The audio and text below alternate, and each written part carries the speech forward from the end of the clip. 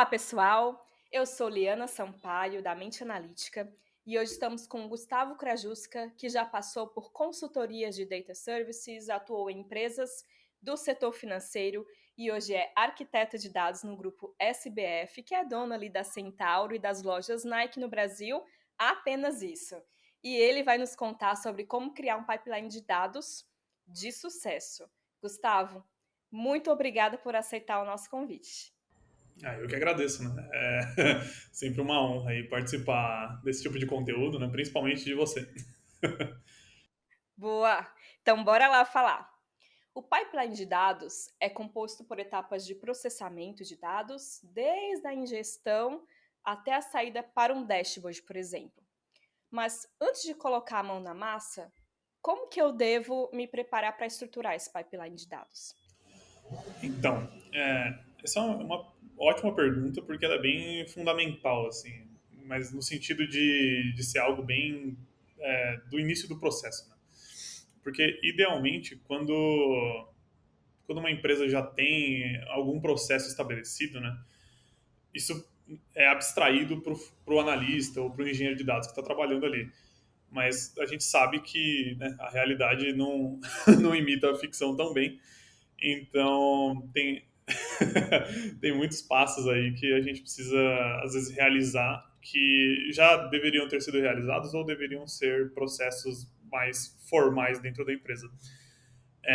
Um desses processos, que eu imagino você também, né, que acredite ser o mais importante, mapear a necessidade de negócio que vai ser suprida com essas informações. Né? Então, o pipeline ele vai ser feito para que o dado chegue em algum lugar e ele sirva para alguma coisa. E O famoso contexto, né? A gente precisa saber para que raios a gente vai usar o dado que a gente está estruturando. exato, exato. E muitas vezes acontece de times de engenharia de dados simplesmente fazerem migrações. Isso no contexto de migração acontece bastante, né? De migrar muito dado que não se sabe a serventia. E aí você acaba com um data lake cheio de nada, cheio de coisa vazia.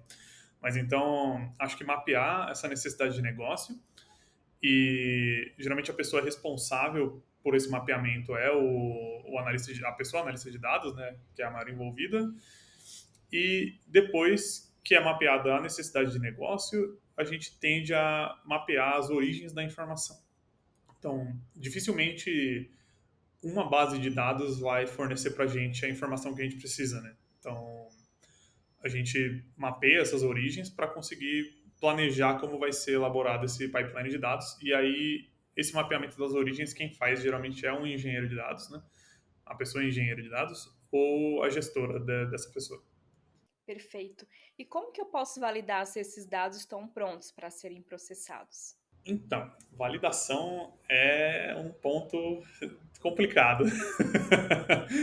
Validação deveria ser a última etapa desse processo, né?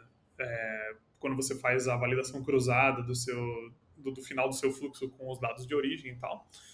Mas existem algumas validações prévias que são senso comum assim para serem feitas. Então, hoje a gente tem ferramentas muito úteis, como o Looker Studio, né, que era o Data Studio, aí mudou de nome, teve aquela coisa toda, e porque é uma ferramenta gratuita, né, que o Google fornece, que você consegue conectar ali várias fontes de dados distintas, né, sejam arquivos ou conexões de bancos de dados, e nessa ferramenta você consegue plotar alguns gráficos rápidos para garantir pelo menos a completude da informação, né? Para você saber se é um dado que é uma série temporal, se você tem ali todos os dias preenchidos, esse tipo de coisa. Então, acho que explorar esses dados de origem, ou pelo menos uma amostra deles, permite que você comece a elaborar o seu pipeline com um pouco mais de certeza. Perfeito. E aí, quais são as etapas que compõem o processamento de dados? Então, considerando as etapas que não são estritamente técnicas, tecnológicas, assim, eu diria que a primeira seria o levantamento dos requisitos de negócio, né, que nem a gente já comentou, o mapeamento das origens, aí já entrando no âmbito técnico mesmo, né, que é quais bancos ou, enfim, de onde vem a informação, se vai chegar Deus me livre, mas um CSV de um e-mail, uma coisa do tipo. Aí teria um refinamento ali para um refinamento técnico mesmo, né, nos termos do ágil, que eu não sou tão fã, mas serve o propósito, né, para averiguar as necessidades de desenvolvimento, se vai precisar, enfim, solicitar algum acesso ou desenvolver algum conector específico, alguma coisa do tipo.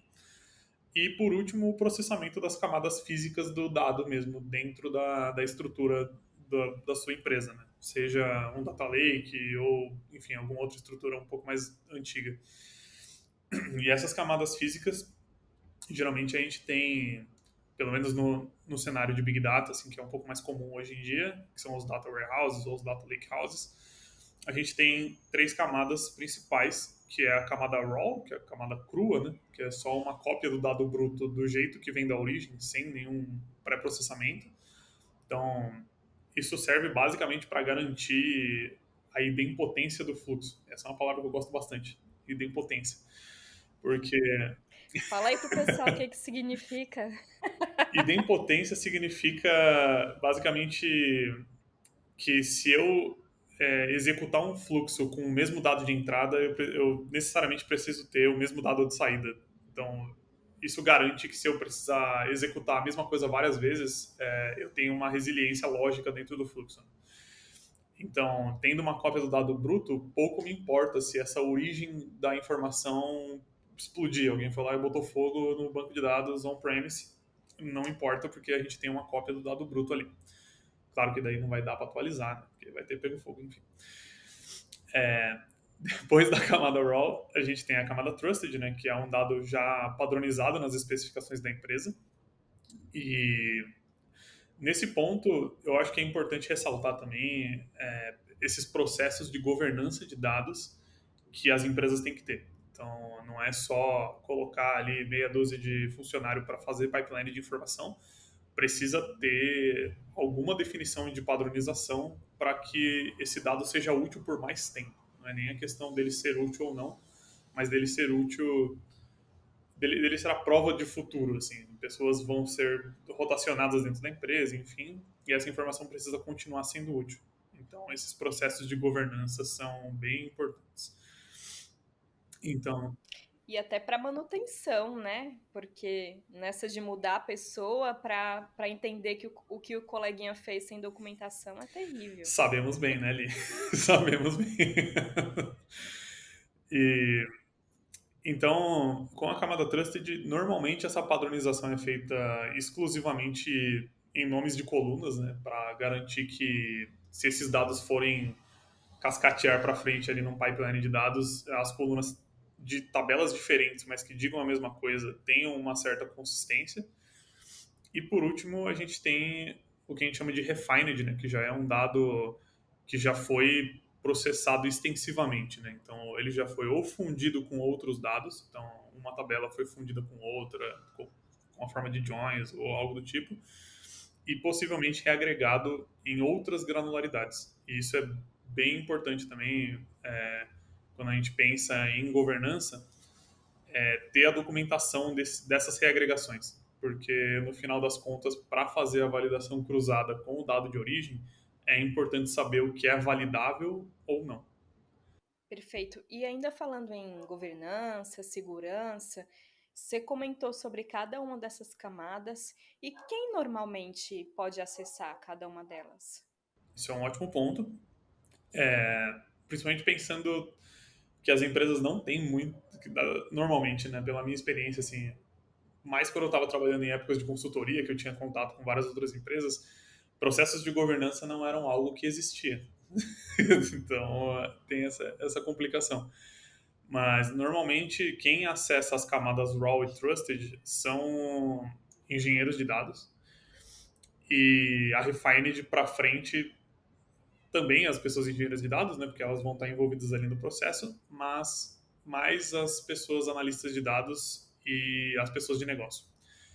Porém, é importante também ressaltar que, por conta da LGPD, hoje em dia não é tão, como eu posso dizer, não é certo que essas pessoas acessem dados abertos, assim, né? Tipo, dados pessoais e sensíveis, informações de CPF, por exemplo, até CEP, que é uma coisa que as pessoas às vezes deixam passar, elas precisam ter, elas eu digo as informações, né? Elas precisam ter algum tipo de mascaramento na frente para elas serem acessadas sem maiores riscos, né? Perfeito. Acho que até no caso do CEP, até ali o quinto número do CEP, acredito que não há problema, né? Porque ele não identifica de fato a rua em que a pessoa mora, mas a partir daí, de fato, não é para estar em nenhum lugar. É. Perfeito. E como que eu posso garantir que a execução dos dados estão de acordo com as boas práticas? Então, boas práticas são uma historinha muito bonita, né? Quem trabalha mais tempo gosta de ter ali seu leque de boas práticas que às vezes são, perdão, até um pouco empíricas, né? De ver o que já deu errado no passado e construir em cima disso. Mas a gente também sabe que na vida real, às vezes, a gente lida mais com processos que estão fora do nosso controle do que processos que a gente mesmo construiu e tudo mais. Mas a minha percepção de um pipeline de dados que foi bem executado, né, do começo ao fim, é que ele respeite o princípio da idempotência, né, daquela forma que a gente comentou. Então, se eu executar o mesmo passo desse fluxo de processamento duas vezes seguidas com o mesmo dado de entrada, ele tem exatamente o mesmo dado de saída. E isso é hiper importante para garantir que, no final das contas, a gente tenha alguma consistência no que a gente acredita ser uma informação de negócio, né? Porque senão a gente não consegue confiar em nada. E, da mesma forma, respeitando esse princípio, se uma partição inteira, digamos, uma data de uma série temporal for reprocessada, o dado não deve ser duplicado na saída.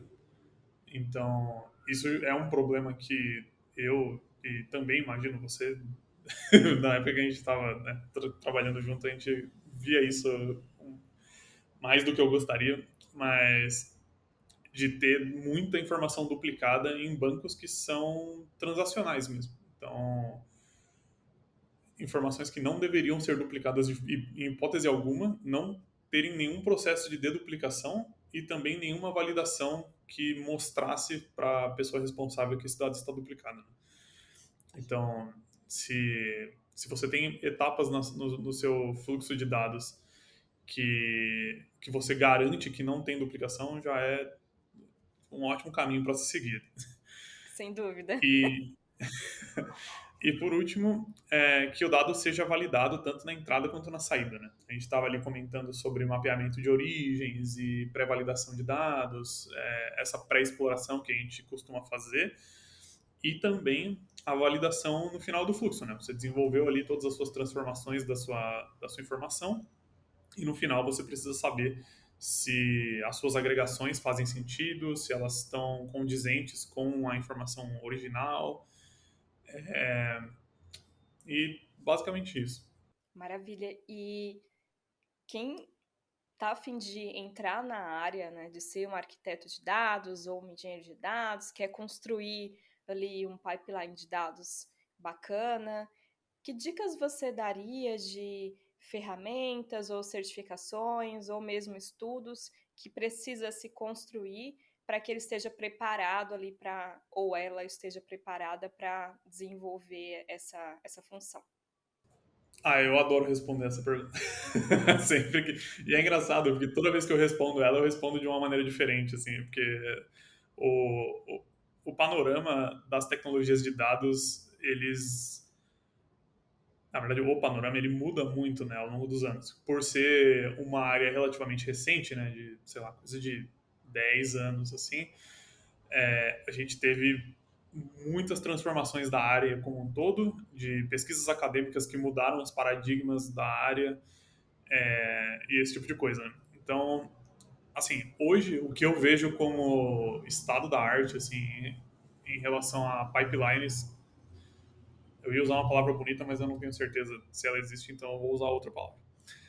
Mas pipelines que sejam fáceis de manter. Eu sei que tem uma palavra só que resume isso, mas basicamente, eu recomendaria o uso do Airflow, que é uma ferramenta da Fundação Apache, né? Foi desenvolvido pelo Airbnb, depois foi abraçado pela Fundação Apache como open source, né? Hoje ele está num estado super estável, assim, com colaboração de muitas empresas, então tem conectores para basicamente tudo que você vai precisar na sua vida. E é Funciona muito bem? Glória. E também, e também é uma ferramenta que é muito fácil de estender. Caso você precise de alguma funcionalidade específica, você consegue, pela forma que o software é estruturado, você consegue estender ele de uma maneira bem simples. E fora isso, as tecnologias de Big Data que são mais padrão hoje, né, que é tipo, para entender o passado, eu recomendaria aprender um pouco do ecossistema Hadoop, né, que é HDFS, MapReduce, Spark, essas coisas. E mas hoje em dia eu focaria especificamente em data warehouses como o Snowflake, o Redshift, BigQuery, que são os principais assim que eu tenho visto que são utilizados. Mas para pipeline de dados também existe o Apache NiFi, que é um pouco menos utilizado. Ele ocupa o mesmo espaço lógico ali do Airflow, só que ele é, se eu não me engano, um pouco mais antigo. Eu pessoalmente gosto um pouco menos dele, mas eu também entendo a importância dele como ferramenta de orquestração de pipelines. E deixa eu pensar. Acho que também entender, né, como cada um dos serviços funcionam dentro ali da arquitetura, né, fuçar na parte de learning da AWS, no Google Cloud Platform, na Microsoft Azure, você consegue também entender e até fazer um paralelo, né? Ah, esse serviço aqui da Amazon Web Services funciona, tem esse paralelo aqui no Google Cloud Platform. Entender também, acho que esse ecossistema facilita na hora de criar uma solução, né? Com certeza, com certeza. Inclusive, uma dica de ouro que eu dou para todos vocês interessados aí em arquitetura de dados, em engenharia de dados, enfim, o Google fornece os cursos qualificatórios para as certificações de maneira gratuita no Coursera, se eu não me engano. Aí depois me corrige na edição se eu estiver errado, mas depois eu dou uma olhada. Mas são cursos super extensos e super detalhados sobre como elaborar soluções de dados. E isso, acima de qualquer ferramenta, é o que importa. Né? Você entender conceitualmente o que cada etapa de processamento, entender quais são os processos humanos que envolvem esses processos de dados, né? Então, a parte de governança que a gente comentou, e como desenvolver processos que são auxiliados por ferramentas para que a governança funcione. Então, todas essas partes tem, né, nesses cursos qualificatórios do Google. Vou puxar um pouco a sardinha do Google, porque dentre as três grandes clouds é a que eu mais gosto. Mas eu imagino que a Microsoft e a Amazon também devam ter seus programas de qualificação, mas eu confio ali no santo Google, né?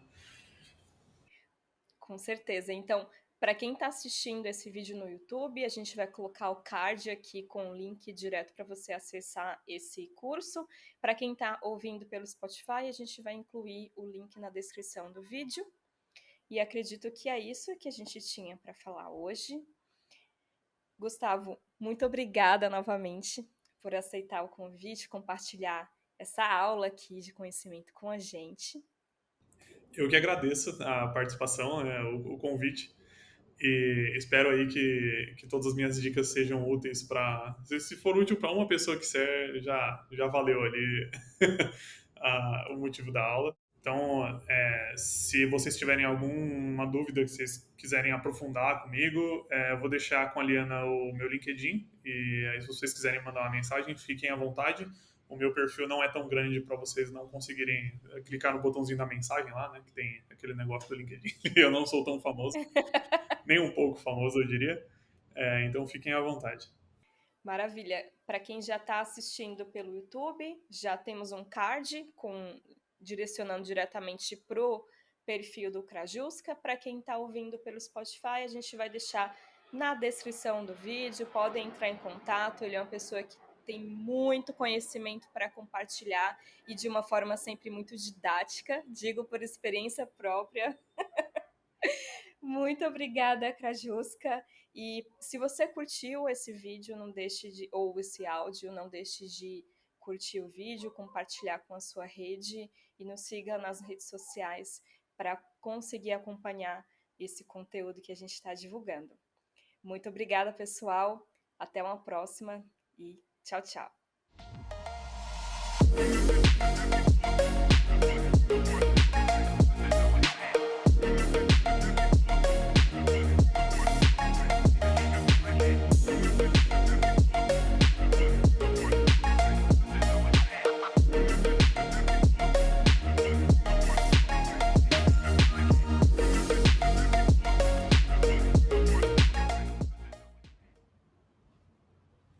Se quiser, pode dar um tchau, tchau também.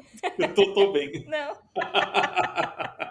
Se quiser deixar essa parte também, pode deixar.